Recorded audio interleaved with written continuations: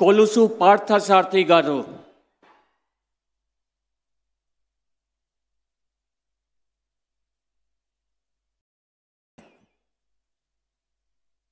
నేను కొలుసు పార్థసారథి అనే నేను శాసనం ద్వారా నిర్మితమైన భారత రాజ్యాంగం పట్ల నిజమైన విశ్వాసం, విధేయత చూపుతానని, భారతదేశ సార్వభౌమాధికారాన్ని, సమగ్రతను కాపాడుతానని, ఆంధ్రప్రదేశ్ రాష్ట్ర మంత్రిగా నా కర్తవ్యాలను శ్రద్ధతో, అంతఃకరణ శుద్ధితో నిర్వహిస్తానని, భయం కానీ, పక్షపాతం కానీ, రాగద్వేషాలు కానీ లేకుండా రాజ్యాంగాన్ని, శాసనాలను అనుసరించి ప్రజలందరికీ న్యాయం చేకూరుస్తానని దైవ సాక్షిగా ప్రమాణం చేస్తున్నాను.